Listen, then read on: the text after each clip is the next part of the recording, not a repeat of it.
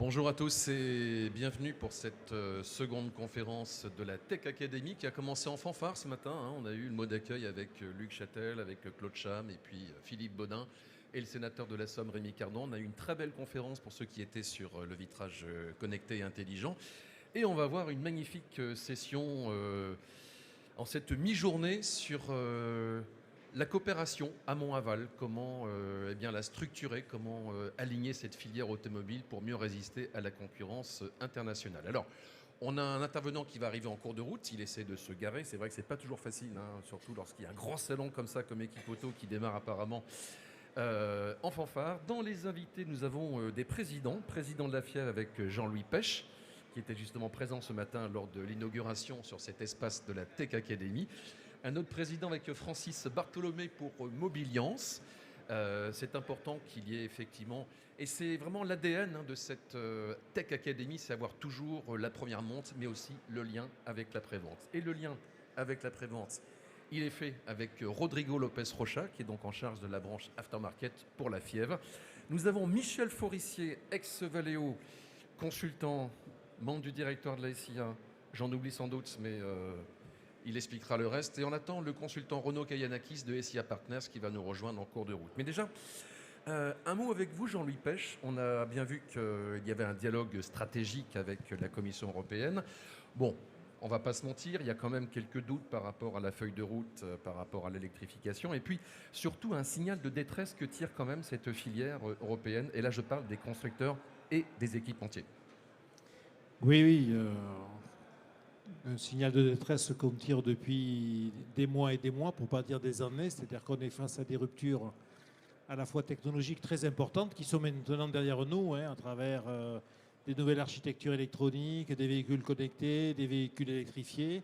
Donc il y a tout ce train d'innovation qui est extrêmement violent pour l'industrie automobile, auquel elle a su faire face. Elle a traversé, comme tout le monde, le Covid, la crise des composants électroniques. Et puis maintenant, elle est face à une concurrence internationale, et pour ne pas la nommer, une concurrence chinoise, très forte, avec un écart de compétitivité très important. La Chine, c'est le premier marché mondial. C'est un marché qui est supérieur à celui de l'Europe et des États-Unis additionnés. Donc, c'est le premier marché. C'est un marché en surcapacité de production. C'est un marché qui est capable de développer des véhicules 2 fois plus vite que les constructeurs européens. Donc c'est un marché qui nous fait très mal. Et en plus, on a le chic, nous, en Europe, d'être grands ouverts. C'est les bras grands ouverts. La Chine, l'Inde, le Brésil, les États-Unis, tous ces pays-là ont des règles pour entrer sur leur marché qui protègent leur marché intérieur. En Europe, non. En Europe, on ne sait pas se protéger. Toute la politique européenne a été orientée pour la défense du consommateur et non pas la défense de notre tissu industriel. Donc effectivement, on tire une sonnette d'alarme parce que si rien n'est fait, nous verrons disparaître. Alors quand je le dis comme ça, personne n'y croit, encore moins quand on voit encore la résilience et la force des acteurs présents autour de nous. Mais quand même, ce qui se joue, c'est ni plus ni moins que la disparition de l'industrie automobile européenne. La France en a déjà perdu un gros morceau. On a déjà perdu 40 000 emplois. On estime qu'on va en perdre encore 20 000, 40 000 dans les 5 dernières années, 20 000 dans les années qui viennent là. Donc on est dans une situation extrêmement difficile. Les nouveaux modèles ne seront probablement pas produits en France. Donc c'est du déréférencement d'équipementiers. Donc c'est une situation extrêmement grave. Je le dis avec le sourire parce que c'est 50 ans d'équipe auto, donc c'est aussi la fête et la résilience d'un tissu. Mais quand même, voilà, c'est une grosse sonnette d'alarme qu'on tire depuis plus d'un an, de façon très concrète, pour essayer d'animer un dialogue stratégique où on parle beaucoup, où on fait très peu. Alors, si je fais un parallèle avec la situation politique, bon, il y a plus de stabilité à Équipe Auto, c'est vrai. L'heure est grave. On peut le dire, l'heure est grave. Oui, bien bonjour à toutes et à tous. Bien évidemment, depuis plus d'un an, on partage largement avec Jean-Louis Pech ces difficultés rencontrées. Je dirais simplement pour Mobiliance, et je suis particulièrement content d'être présent ici, c'est le fait globalement que si on cite l'industrie, nos amis constructeurs et nos amis équipementiers, je répète inlassablement qu'aujourd'hui c'est toute une filière et que cette filière-là, elle est faite aussi de tous les métiers des services et de l'après-vente. et que globalement ensemble aujourd'hui, dans à peu près 9 millions de salariés, c'est quand même important en Europe, à peu près 50-50 entre l'industrie et services aujourd'hui, il y a vraiment un signal d'alarme. Alors, si je le prends moi sur le côté vente automobile, on n'a jamais un marché qui a été aussi dégradé, aussi en difficulté, ce qui est la conséquence d'ailleurs, ce qui se passe d'ailleurs pour nos amis équipementiers et industrie. On est vraiment extrêmement liés. D'ailleurs, je peux dire que cette crise a montré qu'on n'a jamais été aussi liés les uns les autres entre les services et l'industrie, puisque de toute façon, ce qui se passe chez l'un se passe chez l'autre, et ça s'entraîne de toute façon. Donc c'est assez compliqué, le marché est très mauvais. Je pense que c'est plutôt une crise qui est bien sûr, qui a été origine cette électromobilité à marche forcée qu'on a voulu donner. Mais je crois aussi que c'est parce que on a rajouté un certain nombre d'éléments qui ont effectivement mis en place pour le consommateur des situations de non-acceptabilité du produit. Et quand on a non-acceptabilité du produit, c'est déjà très difficile. Alors le français étant un peu plus quelqu'un qui réagit assez... Quand on l'oblige à quelque chose, vous avez vu les ZFE, comment ça a fait. Dès qu'on les oblige, il y a des sujets qui sont là et qui effectivement ont reporté des situations qui n'ont peut-être pas lieu d'être, mais qui malheureusement sont comme ça. Et sur le système de non-acceptabilité, je sais qu'il y a peut-être des gens de la VER qui sont là. On travaille aujourd'hui, Mobiliance a été sollicité au niveau de l'État pour effectivement rendre le produit plus acceptable. Bon, il y a un sujet là, par rapport à ça. Le deuxième point qu'on a vraiment comme idée globale, c'est, je voudrais le préciser tout de suite, c'est qu'au niveau de l'Europe, parce que c'est quand même un dossier européen, Jean-Louis le disait, on a aujourd'hui, Mobiliance a créé avec nos amis allemands ce qu'on appelle l'AME, une Automotive Mobility européenne, qui permet effectivement de rassembler autour de nos vrais sujets communs une vraie position européenne, et notamment, on aura l'occasion sûrement d'y revenir, par rapport à la position chinoise. Mais ce dossier-là, aujourd'hui, a du sens et va permettre de porter un peu la parole à la fois des services, mais de tous les services, y compris la réparation. Tout à fait, c'est bien le sens de cette conférence. Alors vous parlez de la VER qui sera ici même le 17 pour une conférence avec Mobiliance d'ailleurs et Mobipolis pour parler du programme Advenir et le financement des bornes de recharge. L'électrique, on en vient avec vous Michel Forissier. Alors c'est vrai qu'aujourd'hui on voit bien une Europe qui recule et une Chine qui avance. Et j'ai envie de dire, vous êtes plutôt dans le camp de ceux qui pensent qu'il faudrait avancer. Je pense qu'on est à la croisée des chemins d'une transformation qui est colossale et qui arrive avec plein d'autres trucs en même temps. Je pense que Jean-Louis l'a dit clairement tout à l'heure, ça fait beaucoup au même moment. L'automobile est vraiment dans une transformation incroyable. Et donc, digérer la pilule est un peu compliqué. Et donc, en fait, on a une position un petit peu schizophrène parce que d'un côté, il faut qu'on protège nos industries et on a besoin de les faire survivre et qu'elles soient en forme pour être capables de gérer cette transformation. Et d'un autre côté, on est dans une course.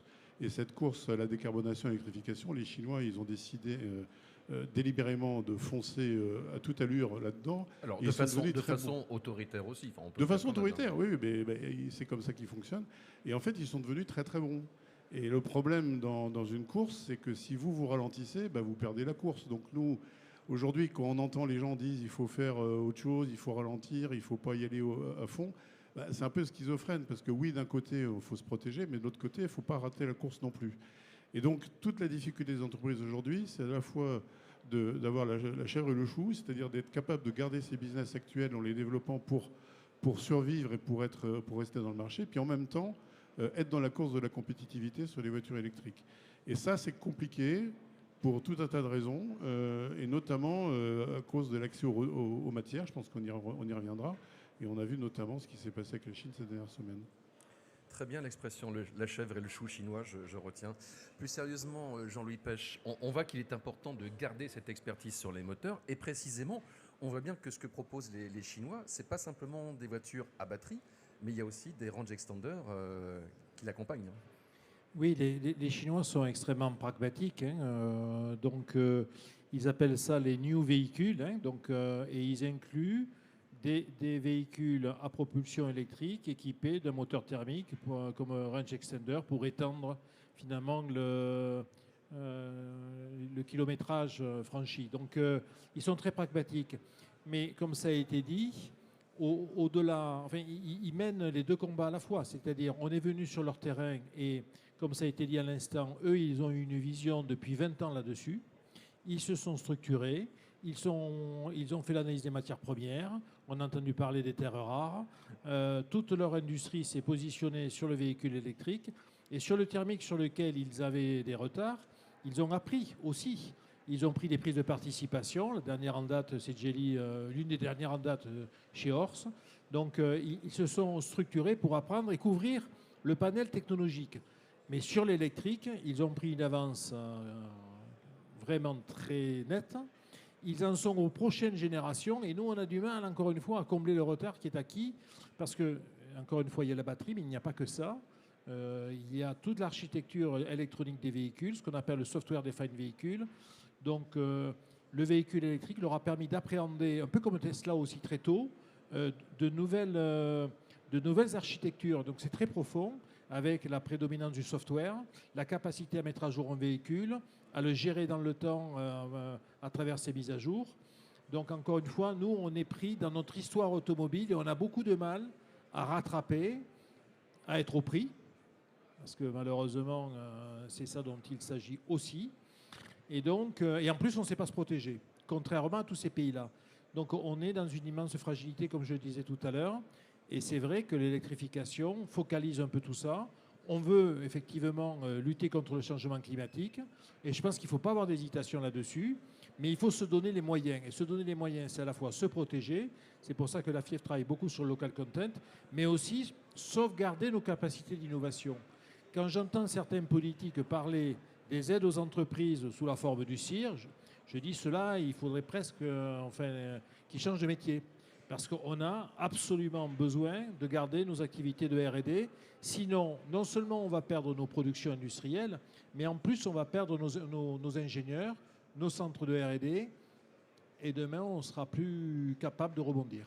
Le contenu local et l'économie circulaire, c'est très important, on en parlera tout à l'heure. Mais peut-être un mot avec vous, Rodrigo Lopez Rocha, est-ce que vous représentez également SKF? Oui, bonjour. C'est marqué sur votre polo, donc je suis bien obligé de poser la question. Je suis désolé, j'ai pas pris de veste. Les moteurs électriques, les moteurs électriques, c'est quelque chose évidemment c'est votre environnement quotidien, donc Oui, vous êtes déjà présent sur cette oui, transition. on est en tant qu'SKF équipementier première monte.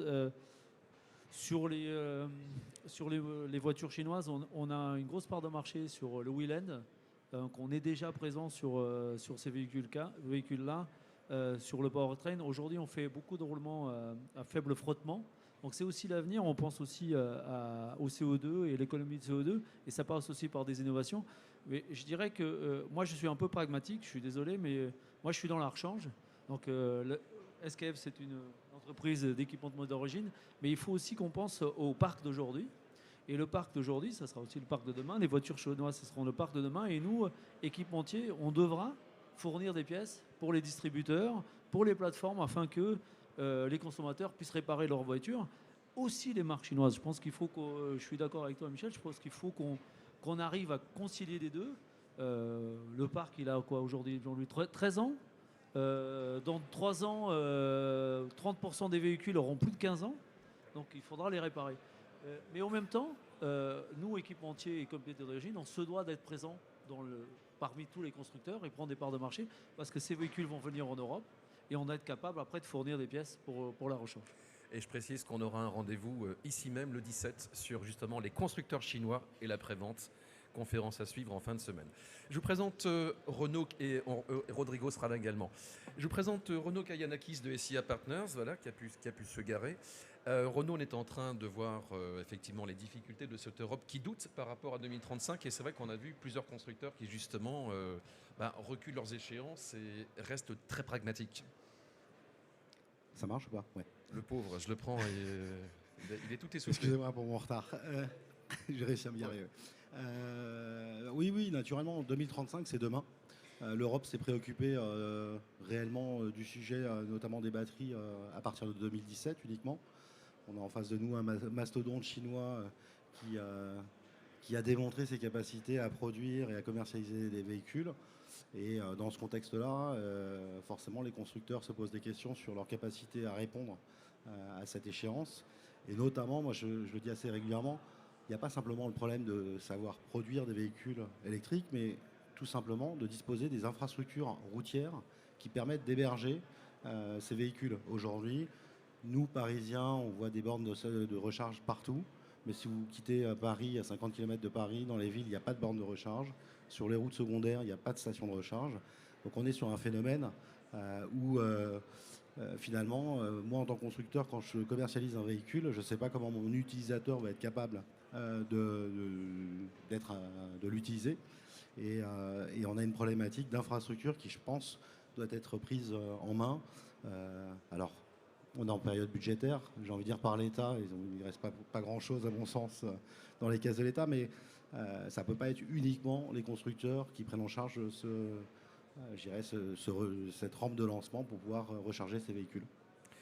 Merci. Alors, la puissance des Chinois, on la mesure. Et Francis Bartholomé, vous étiez il n'y a pas très longtemps au salon de Shanghai, hein, je crois, avec toute une délégation Mobiliance. Donc, quel effet ça vous fait de voir que Geely, qui est un groupe important, aujourd'hui, quelque part, a un pied chez Renault par rapport au moteur et peut-être pourrait récupérer de l'expertise dans ce domaine aussi? Oui, je vais répondre avec cette question, mais je vais aller dans le sens de mon ami Michel à côté. C'est que à aujourd'hui, les investissements qui ont été faits par les industriels sont tels, plusieurs milliards, que de toute façon, il est pratiquement impensable de revenir un peu en arrière. Ça, c'est la position qui est claire. On est tous assez d'accord. Comme il est, à mon avis, assez impensable, encore qu'on peut en discuter sur la date, mais la date de 2035, a priori, n'est pas encore le plus problématique, je pense. Le vrai sujet, c'est le dating pour y arriver. Et je crois que là, on a fait des choses invraisemblables dans notre pays. On a surenchéri sur un certain nombre de choses. On n'a jamais fait d'études d'impact. On n'a jamais réfléchi aux conséquences. Et définitivement, c'est ça qui pose énormément de problèmes. À l'industrie, c'est une évidence. À mes amis équipementiers, c'est une évidence. Et aux clients qui achètent des voitures, c'est une autre évidence. Ça, c'est un point qu'il faut bien extrêmement présent. Sur le problème chinois, nous, on pense à Mobiliance que ce n'est pas le sujet des taxes qui vont changer quoi que ce soit. C'est un sujet assez immédiat. Les Chinois subventionnent tellement leur industrie que si vous voulez taxer de 20, ils mettront 15 de plus, ça ne changera pas grand-chose. Et c'est pas mon avis.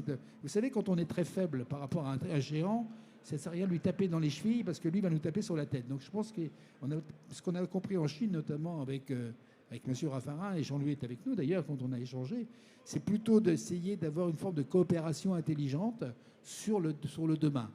Je suis encore assez d'accord de dire que, bon, allez, on n'a pas perdu toutes les batailles. Hein, voilà, il ne faut surtout pas baisser. Mais ça ne va pas être simple. Hein, l'avance est là. Mais à mon avis, une façon de le faire avec des gens aussi forts, à la fois sur des marchés qui sont énormes de développement, donc des coûts peu chers, qui ont toutes les capacités intellectuelles.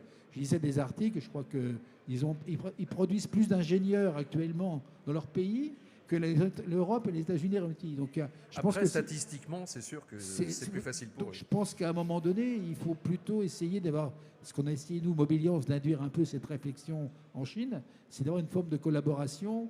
Vous savez, on avait pensé, quand vous parliez des moteurs thermiques, l'Europe a été en plein de moteurs thermiques. Quand on a envoyé le moteur thermique en Chine, ils ont fait des joint ventures. C'est-à-dire qu'ils nous ont piqué carrément le moteur, ils nous ont piqué aussi l'Airbus, ils nous ont piqué tout pour avec les joint ventures. Ça ne date pas d'hier, en fait. Ça ne date pas d'hier. Excusez-moi, on va se rajeunir un petit peu quand même, ça fait du bien. Parce qu'on n'a sûrement pas fait la chose. Peut-être qu'à l'époque, on y pensait, bon, pour des raisons européennes qui n'étaient pas tout à fait identiques, l'approche entre l'Allemagne et la France. C'était une des raisons importantes. On ne l'a pas fait. Ceci étant, maintenant, je crois qu'il est préférable d'essayer d'avancer dans ce sens. Alors, l'exemple que vous prenez, Geely Renault, c'est l'exemple qui, à mon avis, est intelligent pour moi, parce que ça permet effectivement de concrétiser d'une manière précise ce que j'étais en train de vous dire. Et on a maintenant, il faut vraiment que l'Europe décide dans ce sens-là une véritable volonté politique, mais avec des enjeux et des engagements très forts, quoi. Que pas quelque chose qui tourne clairement de manière non directe, et puis que la France ne vienne pas rajouter sa mayonnaise à chaque fois qui nous perturbe encore un peu plus. On va demander aux Français de s'occuper de la France déjà, puis après on s'occupera de l'Europe, et qui s'occupent déjà d'eux, mais qui ne viennent surtout pas nous raboter des choses qui ne vont pas dans le bon sens de ce que l'on veut faire ensemble entre l'industrie et les services. Voilà ce que nous voulons. Oui, je tout à fait en phase avec ce que vous dites, et je voudrais juste rajouter que je pense que les coopérations sont indispensables à plusieurs titres, à la fois pour maîtriser les flux, les marchés, etc., mais aussi pour maîtriser la technologie. Parce qu'aujourd'hui, les Chinois sont en train de développer très très vite, Jean-Louis le disait tout à l'heure, beaucoup plus vite que nous, un certain nombre de choses, y compris les technologies. Et en fait, on a tout intérêt à s'associer avec eux pour être sûr de ne pas non plus se retrouver à la rue lorsque des technologies sortiront du chapeau chinois, lorsqu'elles sortiront. Et on peut faire, il y a des tas de formules pour ça. Alors les accords de partenariat, les joint ventures, à mon avis, c'est essentiel. On ne peut pas laisser non plus les Chinois débarquer en Europe comme ça, dans leur nom propre, sans aucune forme de procès. Moi, je suis tout à fait favorable, évidemment, au contenu local, parce que je pense que c'est important qu'on ait de l'industrie en Europe et que cette industrie, qu'elle soit française ou franco-chinoise, ça ne gêne pas du moment qu'il y a de l'emploi, de la technologie et de l'activité. Et je pense que là, il faut être vachement pragmatique, parce que pour le moment, on parle beaucoup en théorie, mais quand on regarde les faits et la vitesse d'exécution des Chinois, à un moment, on ne pourra pas se passer d'eux. On parlera des ressources, on parlera des terres rares, on parlera des batteries, etc. Aujourd'hui, on ne peut pas faire sans eux. Stellantis a fait une JV avec CATL à Saragosse, avec Leapmotor, tout le monde veut... Geely a fait ses accords avec Renault, qu'on connaît, plus Volvo, et bien d'autres. Il y en aura sans doute plein d'autres à venir. Mais à la limite, tant mieux si on est capable de gérer ça. Par contre, il ne faut pas qu'on soit naïf, et ça, je vous suis tout à fait. Il faut qu'on défende nos intérêts aussi. Jean-Louis Pech, si un BYD s'installe en Hongrie ou si un autre constructeur chinois s'installe en Europe, est-ce que c'est une opportunité aussi pour que des équipementiers français puissent collaborer avec ce type d'acteurs ? Bien sûr, sous réserve justement qu'on fixe un contenu européen, parce que si BYD s'installe en Europe avec des financements du contribuable européen que nous sommes pour importer des machines et juste les assembler en Hongrie, je dis c'est pas une bonne affaire. Si au contraire on fixe un minimum de contenu local en disant BYD, vous êtes les bienvenus, passez des JV avec des partenaires européens, construisez votre véhicule en Europe avec un minimum de contenu européen fabriqué en Europe, eh bien au moins on sauvegarde nos emplois. Donc je pense que ça c'est un axe très important. Ce n'est pas des taxes qu'on demande, c'est justement une politique qui fait que l'argent du contribuable que nous sommes tous n'aille pas en plus détruire notre richesse industrielle. Donc il faut faire ce que les Américains, les Chinois, les Indiens, les Brésiliens, enfin, je pourrais vous citer toute une ribambelle de pays qui le font. On dit, voilà, bienvenue en Europe, welcome avec la compétition, venez jouer avec nos règles du jeu. Et si vous voulez des aides du contribuable européen, parce qu'il n'y a pas d'argent magique, j'ai l'impression de temps en temps qu'on croit que l'argent est magique. Non, c'est notre argent. Et quand notre argent est utilisé pour faciliter la mort de notre industrie, je dis stop. Et je pense que nous devons tous dire collectivement stop. Ça ne veut pas dire que les Chinois sont malvenus. Ça veut dire seulement que quand on aide, on veut que ça soit pour une voiture dite européenne. Voilà. Après, il y aura des voitures chinoises sans aide. On n'empêche pas les Chinois de venir importer des voitures. Il y aura des taxes qui seront ce qu'elles sont. Elles ne peuvent pas être très élevées parce que les rétorsions sont automatiques. Par contre, il y a d'autres outils. Et encore une fois, les Chinois ne comprennent pas que nous ne le fassions pas. Merci. On va passer le micro à Renaud Kayanakis. Juste un dernier exemple pour finir là-dessus, mais l'accord entre Stellantis et Leapmotor, c'est malin. Alors, moi je suis d'accord à ce qui vient d'être dit. En l'occurrence, l'accord avec Leapmotor a un double intérêt pour Stellantis, pour Leapmotor. Déjà, le Leapmotor avait besoin de cash, donc d'avoir un industriel qui finance sa start-up en devenir, c'était toujours positif pour Leapmotor. Et puis pour Stellantis, c'était l'occasion de mettre le pied dans la technologie de Leapmotor, parce qu'il y a un certain nombre d'innovations chez Leapmotor qui semblaient pertinentes pour le groupe Stellantis. Donc sur le papier, le deal est intéressant. Dans les faits, il y a beaucoup d'encre qui a coulé justement sur le côté Stellantis fait rentrer le cheval de Troie sur l'Europe, c'est un scandale. Je pense que je ne suis pas dans les secrets du deal, mais l'idée, c'est de pouvoir bénéficier de la technologie de Leapmotor côté Stellantis et puis de donner accès à un réseau de distribution à Leapmotor. Et je pense que ce qui manque, c'est la suite, ce que disait la personne avant moi, c'est comment on construit ces véhicules Leapmotor avec la technologie chinoise et avec la technologie française, le savoir-faire à la française ou européen, peu importe, mais qu'on soit plus dans une collaboration pour la fabrication des véhicules et pas simplement un échange, je te donne un réseau de distribution, tu me montres ta technologie. Merci Renaud. Bon, alors on va parler de petites voitures européennes. Alors il se trouve que les SUV sont combattus, vous avez vu que Cash Investigation a fait une émission là-dessus. Et Michel Forissier, ça fait un petit moment que vous combattez en fait cette dérive sur la balance et puis ces gros véhicules qui coûtent très cher. Pour vous, venir aux voitures beaucoup plus petites, c'est vraiment la bonne solution? En fait, ce qui s'est passé, c'est assez rigolo. C'est un peu comme moi. Moi, je me suis marié il y a 30 ans, j'ai pris 30 kilos en 30 ans. Et donc, les voitures, elles ont fait pareil. Parce que vous prenez n'importe quelle voiture, ligne de voiture, elles ont toutes pris. Vous prenez les Golf, les Clio, les 205, En 6, taille, 7, c'est impressionnant hein, quand on voit les générations 1 et celles d'aujourd'hui. Elles ont pris toutes 400 kilos et 40 cm en longueur. Toutes. Et alors on va dire, ouais, mais c'est la réglementation, c'est le crash, etc. Alors, en partie, oui, pour le poids, peut-être 100 kg ou 150 kg, mais pas 400, quoi, et pas 40 cm en longueur, dont il n'y avait pas besoin. Et ça, c'est une espèce de tropisme, monsieur plus, des constructeurs qui veulent toujours faire mieux. On peut comprendre hein, qu'on essaye de faire toujours mieux. Et mieux se traduit la plupart du temps en plus gros, plus long, plus cher. Et donc ça a amené deux choses. D'abord, des voitures qui sont beaucoup plus lourdes, beaucoup plus chères, et qui consomment finalement à prestations équivalentes. Et en plus, il y a le malus au poids. En plus, il y a le malus au poids. Donc, alors, le SUV, ce n'est que l'épiphénomène autour de ça. C'est devenu vraiment le parangon de la voiture lourde et grosse. Mais ça n'est qu'en fait la synthèse d'une lignée qui est une lignée de prendre de l'embonpoint, de devenir obèse, quoi. Et donc, quand on regarde un peu, et moi je suis un ingénieur, qu'est-ce qui fait qu'on consomme ou qu'on ne consomme pas? C'est la masse. Parce que plus la voiture est légère, moins elle consomme, et plus elle est lourde, l'accélération au CF égale M gamma, il y a M dedans, et qu'on passe son temps à accélérer et à freiner, la masse est au premier degré. Et donc quand vous regardez comment ont fait les gens qui faisaient des voitures efficaces, elles étaient toutes légères. Lotus, c'était Colin Chapman, c'était Light is Right. Ouais, alors quand on regarde le SUV Lotus, là, oui, alors c'est pas le bon exemple. Il a été un peu trahi.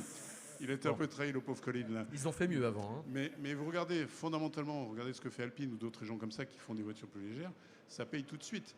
La meilleure démonstration, par exemple, c'est le projet Hipster de Dacia qui est présenté à 800 kg, qui est très intéressant. Parce que c'est une vraie voiture 4 places à 800 kg et qui consommera très peu. Bon, en fait, on sait faire ça. C'est juste qu'il faut arrêter de faire, faire du sport, quoi. Voilà, c'est ce qu'on voit. Juste une remarque concernant. Et puis, il faut avoir la taille un peu plus fine. Juste une remarque. Hier, j'étais dans un rendez-vous, j'ai vu une statistique qui, pour moi, m'a impressionné parce que moi, je tiens beaucoup à la réparabilité et aussi au coût des pièces quand on va sur le réparateur. Les consommateurs, à la fin, c'est eux qui vont payer. Et j'ai vu une statistique. Il y a 10 ans, il y avait 40 voitures de moins de 15 000 euros. Aujourd'hui, il y en a combien, à votre avis? Il n'y en a quasiment plus. Une. Il n'y en a quasiment plus. Une voiture à moins de 15 000 euros. Bah oui. Donc, je pense qu'il faut aussi que nous, constructeurs, équipementiers, moi je suis équipementier, je fais des produits de qualité, origine et ça, mais lorsqu'on est sur des voitures qui vont venir chinoises, c'est bien qu'on y soit présent, je suis d'accord avec vous. Je pense qu'il faut prendre le train en marche parce que ça nous permettra aussi en Europe de pouvoir avoir des prix compétitifs et de pouvoir aussi accéder à cette réparabilité sur ces produits.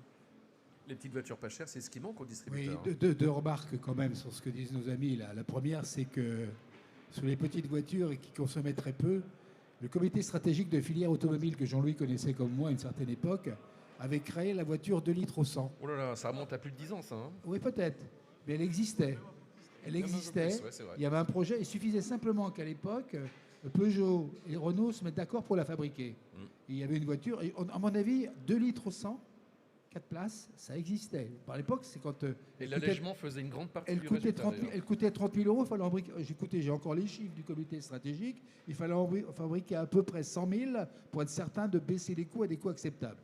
On n'a pas su faire. Donc ça, mais ça on sait le faire.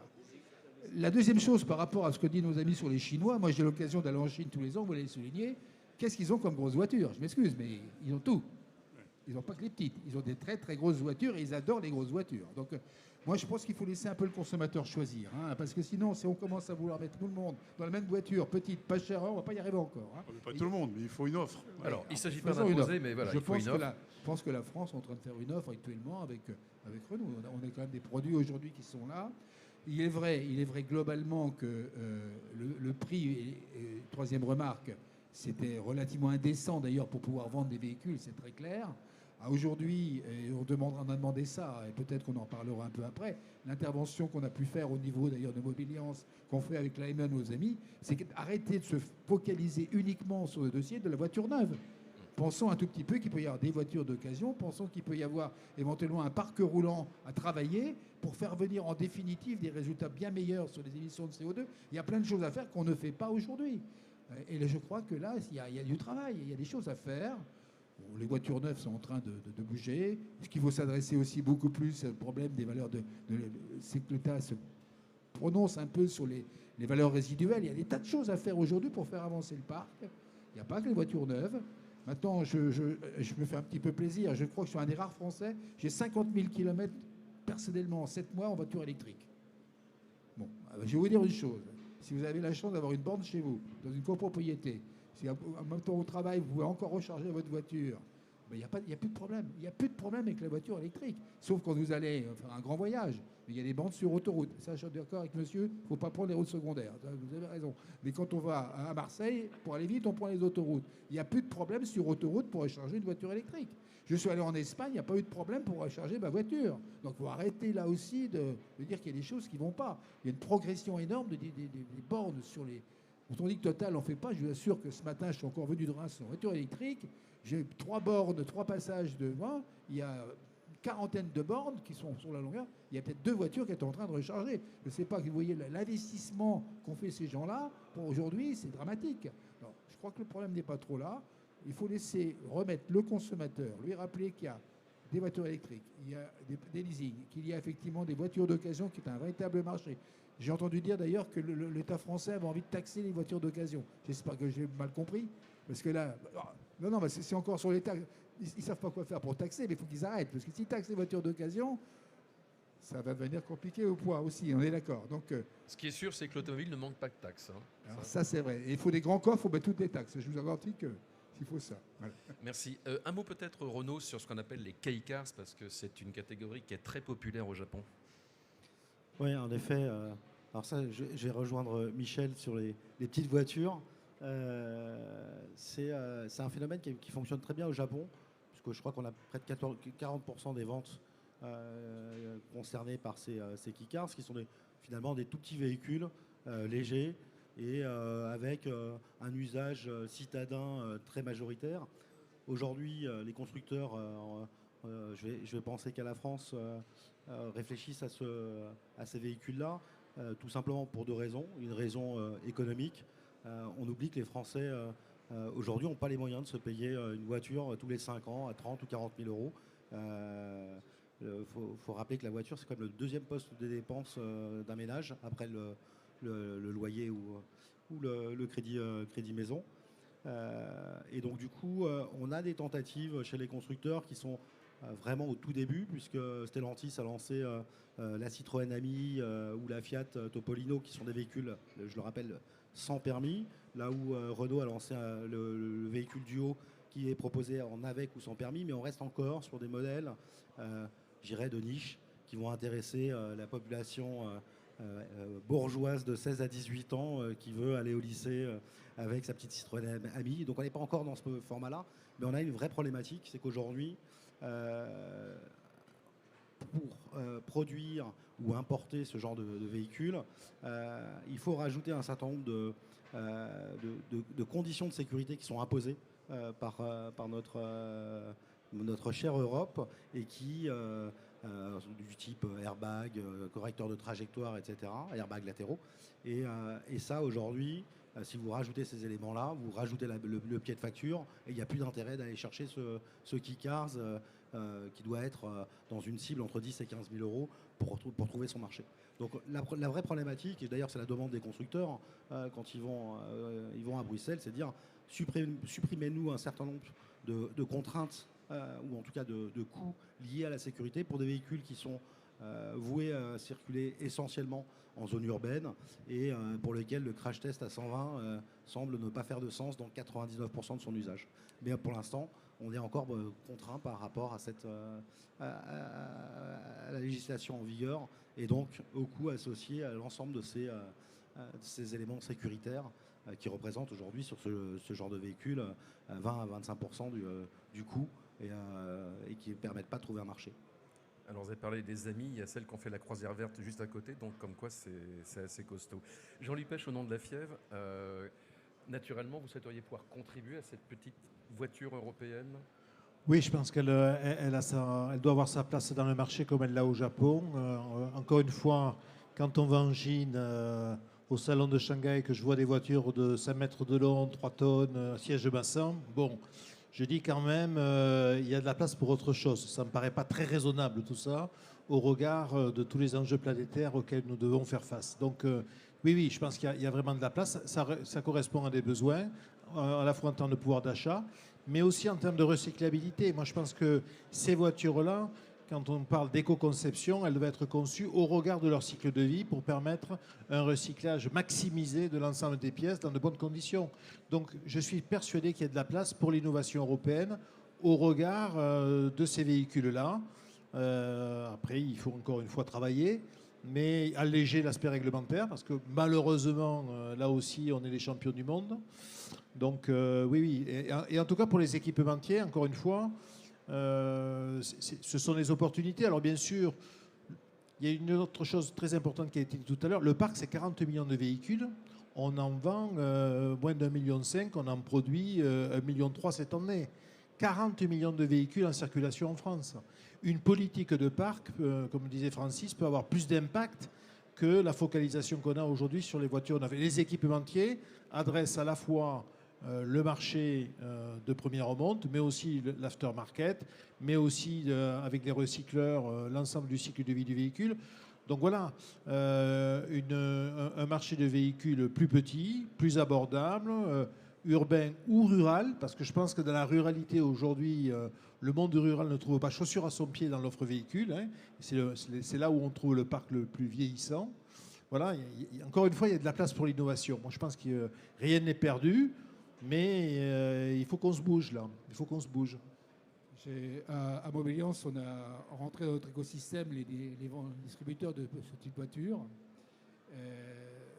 Je pense qu'il a manqué peut-être aussi de la part du gouvernement français, par exemple, de ne pas leur donner une prime de temps bonus, puisqu'on était dans les bonus. On les a un petit peu oubliés quelque part. Donc c'est un marché qui aujourd'hui fait à peu près 1,5% du marché total, on observe nous qui est en croissance quand même de manière importante, donc c'est pas inutile. Et puis bon, je pense que von der Leyen a décidé effectivement de donner une nouvelle vie à ce type de véhicule. Donc ça peut aller, à mon avis, correspondre à des vrais besoins au niveau des utilisateurs bien particuliers, comme tu disais, campagne ou ville. Et puis ça peut avoir un intérêt à la fois pour les équipementiers de devoir le faire. Et je pense qu'il faut avancer, oui, bien sûr. Alors vous allez garder le micro, Francis, car on va parler des véhicules intermédiaires, les fameux Véli, parce que c'est un domaine qui vous intéresse particulièrement. Oui, ça va à peu près dans le même genre d'idée, tel qu'on est là aujourd'hui. C'est-à-dire qu'on a pris bien conscience qu'à un moment donné, tout ce qui n'est pas vélo, tout ce qui n'est pas auto, réellement a une possibilité de se développer.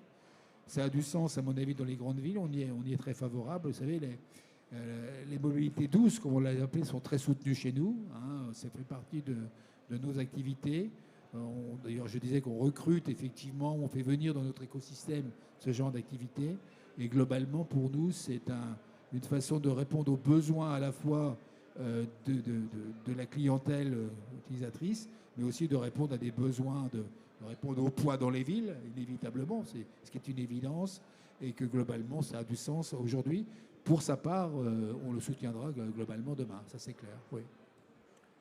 Michel, votre opinion sur ce segment un peu intermédiaire? Je pense que c'est, comme le disait notre ami, je pense que c'est une nécessité. Le marché a besoin d'une offre. Il y a des trous d'offres aujourd'hui sur des véhicules pas chers et des véhicules légers. Il y a un trou d'offre parce que ça a été abandonné au fil du temps. Moi, je reviendrai un peu sur ce que disait Renaud tout à l'heure. Je ne sais pas, Renaud, si tu sais ça, mais le Citroën Ami se vend à plus de 65% en ruralité.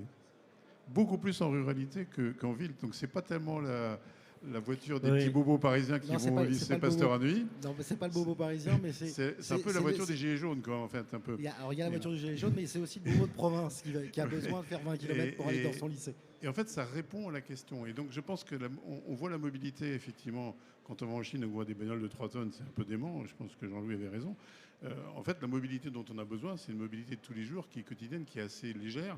Et il faut qu'elle soit juste adaptée. Et là, il y a un trou d'offres. Donc, les offres de Véli, les offres de Kékar, les offres de voitures comme ça, on en a besoin. Parce qu'aujourd'hui, tout le monde, effectivement, fait des SUV un peu gros. Et cette offre de véhicules un peu plus abordable, un peu plus légère, elle a un peu disparu. C'est un peu dommage. Parce qu'en fait, le besoin, il est là. Moi, dans une étude de marché qu'on a fait avec un cabinet, là, on démontre qu'il y a entre 1 et 4 millions de véhicules potentiels en Europe. C'est-à-dire le trou du marché, puisque l'Europe était à 14 millions, on est tombé quasiment à 10. Ce trou-là de marché qui s'est fait à cause du Covid, à cause des prix, à cause de tout ça, il est probablement en partie comblable avec une offre comme ça. Et ce qu'il y a, c'est qu'il faut créer une offre. Et cette offre, heureusement, il y a quelques constructeurs qui sont en train de se bouger avec bonheur. Et moi, j'aurais quand même un truc à dire. Si vous regardez un peu l'histoire, la France, c'est quand même le pays où on sait faire des petites voitures malignes et pas chères. Et on a eu quand même des constructeurs qui étaient quand même vachement doués à faire ça. Et donc, il n'y a pas de raison qu'on ne soit pas capable. Et je pense qu'en plus, les Chinois ne savent pas faire. Parce que les Chinois, aujourd'hui, veulent tous des gros machins. Donc, non, il y a sans doute une fenêtre d'opportunité pour qu'on développe une alternative un peu européenne, un peu française sur, Alors j'aimerais sur la mobilité. pour cette dernière partie, qu'on parle à présent des domaines dans lesquels la filière doit pouvoir progresser. On a parlé d'économie circulaire. C'est vrai que pour les batteries notamment, c'est très important par rapport à l'accès aux matériaux de se préserver par rapport à une dépendance. Oui, encore une fois, ce qu'on doit faire, c'est toujours voir le système dans son ensemble. Les Chinois ont eu cette force de penser les véhicules électriques à la fois de la mine jusqu'à l'usage, pas forcément sur la fin de vie du véhicule. Donc là, on a encore, nous, un certain nombre d'avantages. Mais effectivement, il faut avoir cette vision globale. Et tous les métiers liés à l'économie circulaire, à la refabrication à partir de pièces, à la réutilisation des pièces, tout cet écosystème du véhicule sur son cycle de vie est extrêmement important. Et je pense que ça va être aussi une source d'inspiration pour la conception. Donc il faut effectivement que les barrières tombent pour être capable justement d'inventer finalement une mobilité qui intègre vraiment ce concept de cycle de vie. Aujourd'hui, intellectuellement, on en parle, on le comprend, mais on sait très bien qu'il faut faire tomber les barrières entre les différents métiers pour remonter ces savoirs au niveau de la conception même du véhicule et des équipements. Donc c'est le même sujet pour les équipementiers. Mais il y a de la place. Et encore une fois, moi je pense que là, on a une source d'inspiration, une source de créativité qui peut nous permettre de rebondir. Parce qu'encore une fois, on est sur un cri d'alarme parce qu'on est en train de perdre des métiers complets, la sidérurgie. Enfin, ce qui se passe à l'heure actuelle, encore une fois, j'insiste là-dessus, c'est grave. Mais si on arrive à se protéger un minimum, derrière, il y a de la place pour la créativité, l'innovation, les jeunes générations, rien n'est perdu. Si, encore une fois, on est capable de sauvegarder ce qui doit l'être, et après de se projeter dans un monde qui tient compte des contraintes, le changement climatique, la raréfaction des matières premières, les difficultés à les exploiter aujourd'hui conformément aux règles. Et là, il y a un chemin de voitures plus légères. Moi, je suis sûr d'une mobilité. La mobilité, c'est la liberté. Moi, je suis persuadé que la mobilité restera un élément majeur. À nous de l'inventer de façon positive. Oui, je voudrais donner quelques exemples parce que c'est assez intéressant ce qui se passe là. Si vous prenez le cas des terres rares, par exemple, tout le monde parlait des terres rares, sans savoir très bien ce que c'est d'ailleurs, le dysprosium, le cérium, le néodyme, etc. C'est ce qui permet de faire des aimants dans les moteurs électriques, de toute machine électrique imaginable. Moi, quand j'étais encore chez Valeo il y a quelques années, on s'est dit on va dans le mur avec les terres rares parce que les Chinois vont nous serrer le kiki. Et d'ailleurs, c'est ce qu'ils ont fait cette semaine. C'est ce qu'ils ont décidé de faire cette semaine. Donc, qu'est-ce qu'on a fait ? On s'est lancé dans un développement d'un moteur électrique sans terres rares, qui a d'ailleurs été présenté par mes ex-collègues là, il y a quelques semaines.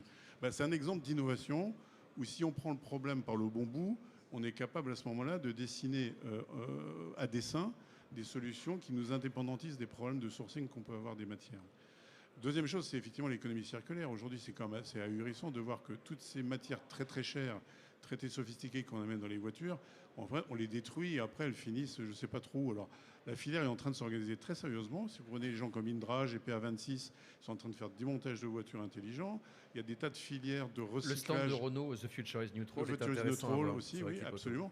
Donc tous les acteurs aujourd'hui sont en train de se structurer, non pas uniquement sur le VHU, mais aussi sur on a parlé du réemploi, mais du recyclage des pièces.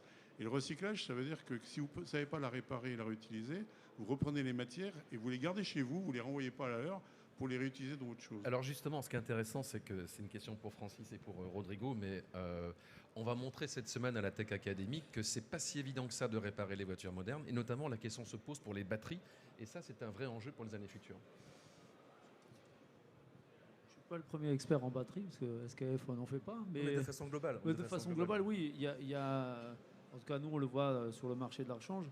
Nos distributeurs, ils ont aussi besoin de nous et des équipementiers qui savent faire ce traitement-là ou des institutions qui savent faire ce traitement-là pour pouvoir donner des solutions à leurs réparateurs. J'insiste encore là-dessus parce que on a une vision constructeur des voitures légères, voitures pas chères, et je suis assez d'accord, il faut que le consommateur s'y retrouve. Mais comme dit Jean-Louis, on a un parc à faire vivre et il y aura des voitures électriques qui sont déjà sur le parc. Celles-là, il faut que les gens sachent les réparer. Il faut que les réparateurs sachent utiliser, qu'est-ce qu'ils vont faire dans leur batterie, comment utiliser. Et nous, équipementiers, on essaye aussi de donner ces services-là. On en a plein. Alors nous, on est équipementier d'origine SKF, mais on a dans notre panel FIEV des adhérents qui sont spécialistes de l'économie circulaire, du recyclage, et qui sont aujourd'hui à la pointe pour pouvoir travailler ces produits. Aujourd'hui, on a peut-être aujourd'hui 11% de véhicules qui sont électriques, donc il faut qu'ils soient réparables. Je vous laisse, oui, sur ce sujet-là, en ce qui concerne l'économie circulaire, Mobiliance a été depuis très longtemps un acteur important de l'économie circulaire. D'ailleurs, dans cette salle, il y a des gens où je suis qui sont des vrais spécialistes, je pense à mes amis de Surplus Automobile, des gens qui travaillent le sujet depuis tellement longtemps, qui aujourd'hui savent ce que c'est de commencer à travailler la récupération des météores sur les batteries. Donc on n'est pas trop en retard sur ce sujet-là, on avance. Je peux peut-être le sujet qui peut être intéressant, c'est le rôle réel de la réparation des services de l'automobile qui doit répondre effectivement aux besoins que nos amis ont soulignés. Je pense qu'il ne faut pas oublier d'une part la formation professionnelle. C'est absolument bon, qu'on continue à former des gens et des jeunes de l'automobile. D'ailleurs, on s'aperçoit qu'aujourd'hui, ça a un intérêt assez certain de pouvoir les faire venir. Deuxièmement, il faut que l'ensemble des réparateurs, c'est la position de Mobiliance aujourd'hui, puissent demain réparer les voitures. Ça me paraît important. C'est le fameux Data Act, à mon avis, qui est clair, qui est en train de fonctionner et sur lequel on insiste énormément. On a une conférence là-dessus d'ailleurs vendredi, je le précise. Il faut que je revienne vendredi parce que le Data Act, ça me plaît Toute la beaucoup. semaine, on a des conférences qui embrassent les thématiques du moment. Mais je veux dire ça a de l'intérêt parce que là, clairement, monsieur disait qu'il y a déjà des voitures qui circulent et qu'il faut les réparer. Aujourd'hui, c'est pas évident. Réparer une voiture électrique avec les batteries qui sont en dessous, c'est pas simple comme tout. D'ailleurs, je crois que, et Dorothée me disait ce matin, qu'à Bruxelles, on est en train de travailler sur une clause d'obligation que des gens qui livreront des batteries dans quelques années devront donner un document de passage, un passeport pour réparer la batterie. Ça, c'est plutôt intéressant. C'est-à-dire qu'on se penche quand même sur les sujets. Et il faut que l'ensemble de nos professionnels, quels qu'ils soient aujourd'hui, puissent effectivement intervenir sur les sujets. C'est une question de confiance aussi, à mon avis, vis-à-vis de l'utilisateur, qui se sent un peu rassuré par sa batterie, que ça ne soit pas non plus le truc insurmontable qui puisse malheureusement le faire reculer par rapport à ça. Donc les sujets, à mon avis, sont bien avancés.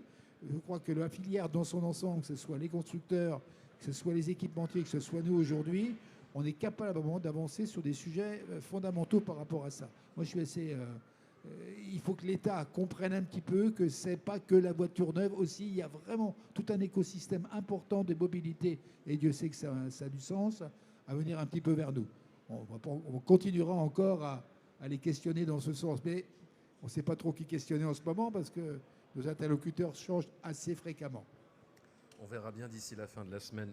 Renaud Kayanakis, sur ces notions d'économie circulaire, réparabilité, ce sont des labels qui pourraient convaincre ou rassurer le consommateur, d'après vous? Alors, le convaincre, le rassurer, oui, parce que quand on dit qu'on a 40 millions de véhicules en parc et qu'on a un âge moyen de ce véhicule qui s'allonge, on dépasse les 11 ans d'âge moyen. Donc, c'est la démonstration que les Français, là encore une fois, les Français et les Européens au sens large, sont dans une logique de durabilité de leur véhicule, que cette logique elle soit drivée par des histoires de pouvoir d'achat ou pas.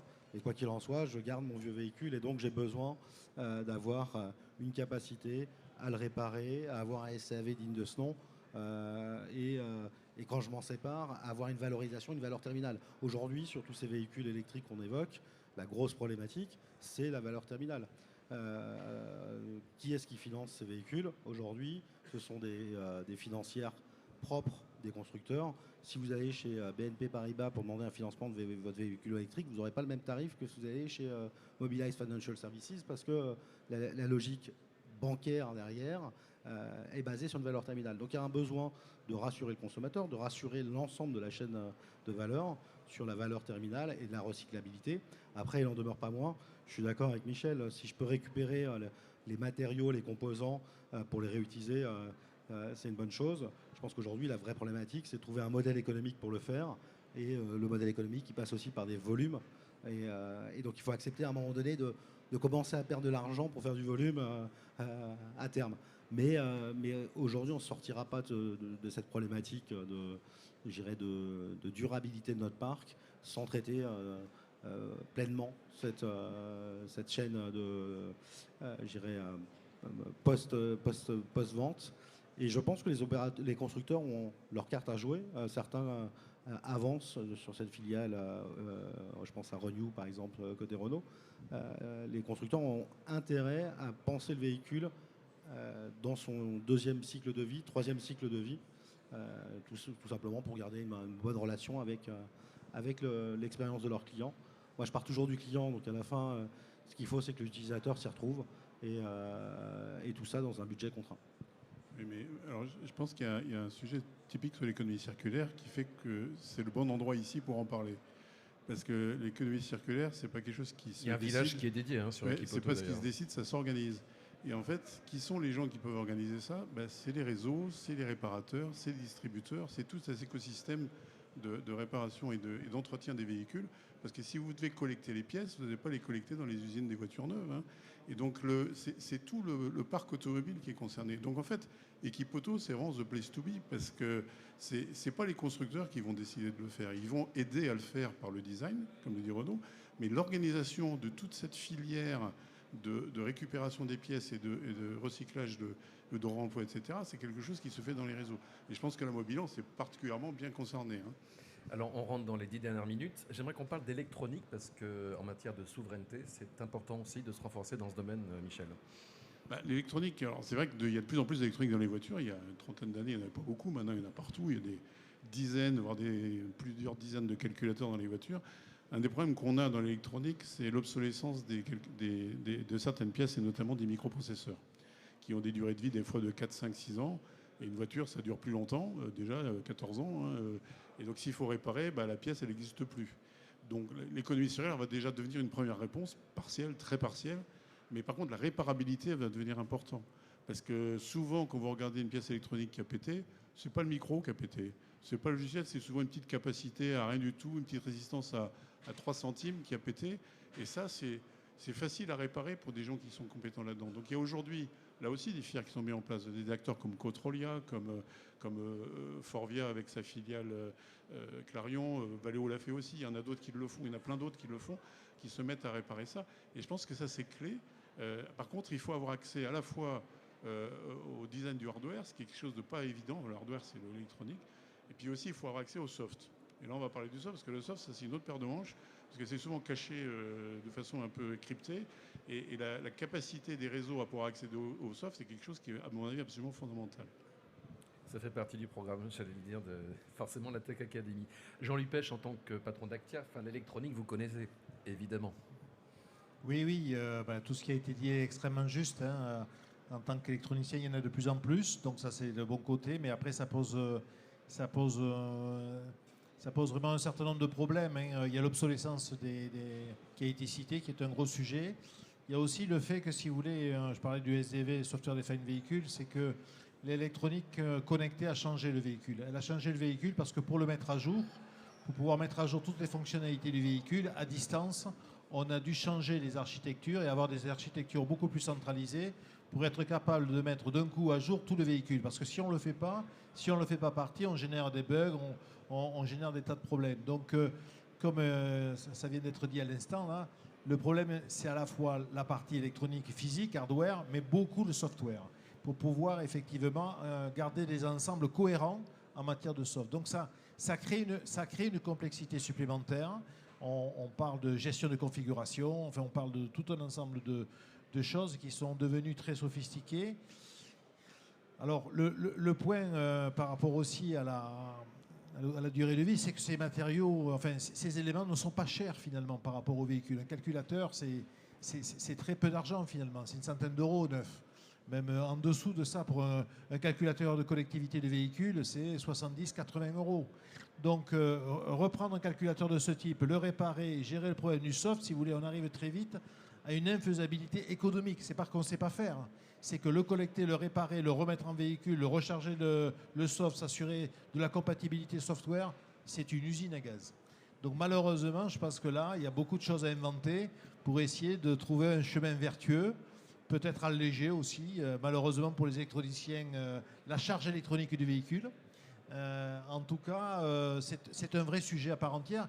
Et associé à ce sujet, il y a des aspects réglementaires. Accès à la data, il y aura des conférences là-dessus. Être capable, lorsque c'est mon véhicule, être capable d'avoir l'ensemble des datas associées, que ces datas ne soient pas l'occasion de créer des business models plus contraignants, plus fermés. La liberté d'entreprise, d'entreprendre, est aussi mise à mal par la technologie. Donc si on veut la sauvegarder, il faut être attentif à ça, parce que malheureusement, ça ne va pas toujours dans le bon sens. Rodrigo, un petit point sur une évolution technique majeure aussi, c'est ce qu'on appelle le by-wire pour la direction, le freinage. C'est des choses que vous avez déjà regardées chez SKF? Oui, alors je me souviens d'un équipe auto, un de mes premiers, bon, je suis un peu jeune quand même, j'ai de la barbe, mais je suis un peu jeune, ça fait 25 ans que je suis chez SKF. Mais je me souviens d'une voiture Berton, la Philo, qui avait déjà du drive-by-wire. Donc oui, je rejoins Michel sur l'innovation. Je pense que les équipementiers, ils doivent permettre ça, de permettre l'innovation, permettre d'avoir des systèmes différents aussi pour contrer les nouveaux arrivants et d'autres constructeurs. Nous, on est porteurs sur ces innovations. Valeo, Bosch, SKF dans une moindre mesure, SKF est un peu dans les systèmes et surtout dans les roulements. Mais c'est aussi notre ADN de pouvoir trouver des solutions pour le futur de l'automobile. Et le drive-by-wire est quelque chose qui est en train de prendre du sens chez nous. Aujourd'hui, je vais faire un parallèle avec l'aéronautique. Aujourd'hui, l'aéronautique se fait by-wire. Il n'y a pas de connexion entre le manche et les commandes et l'avion. Et donc ces choses-là vont arriver aussi dans l'automobile. Et il ne faut pas oublier aussi une chose, c'est la nouvelle génération, l'IA, la révolution technologique, elle arrive et on doit aussi préparer cela. Alors moi, je suis dans un côté rechange et on a ce parc à pouvoir réparer parce que les gens ont besoin de leur voiture pour travailler ou pour se déplacer. Donc la mobilité durable, elle est importante. Mais il y a aussi l'avenir et de nouvelles mobilités, il faut aussi qu'on les garde. Alors je me tourne pour terminer au consultant qui est Renaud Kayanakis. Qu'est-ce que vous inspire, Renaud, ces échanges et cette volonté de travailler de façon plus étroite pour faire les voitures de demain et plus vertueuses d'un point de vue en tout cas environnemental? Moi, je pense que globalement, quand on regarde l'ensemble des acteurs sur le marché européen, sur toute la chaîne de valeur, on a tous les savoir-faire de bout en bout. Donc ça va paraître absurde ce que je dis, mais il suffirait juste de chasser en meute. On a quelques initiatives, on l'a vu sur le marché des batteries notamment, quand, chose impensable, Total s'associe à Mercedes et s'associe à Stellantis pour fabriquer des batteries. Ça paraît contre nature, mais la résultante, c'est qu'on a une gigafactory, des gigafactories pour fabriquer des batteries. Finalement, le consommateur, lui, ne se pose pas la question de savoir quel est le type de batterie qu'il a dans son véhicule. Il veut acheter un produit avec un design, un confort, des fonctionnalités. Et donc, je pense que l'ensemble des acteurs de la chaîne, que ce soit les constructeurs, que ce soit les équipementiers, ont intérêt à collaborer pour fabriquer les géants de la tech, les géants de l'automobile de demain, sur le véhicule neuf, sur le parc automobile et sur tout le marché de l'after-sales. Merci, c'est ainsi que s'achève cette passionnante table ronde et cette matinée de conférences sur la Tech Academy, conférences qui ont été préparées avec le renfort de la FIEV, de la SIA et de France Autotech. Merci à nos intervenants et bon appétit. On se retrouve tout à l'heure.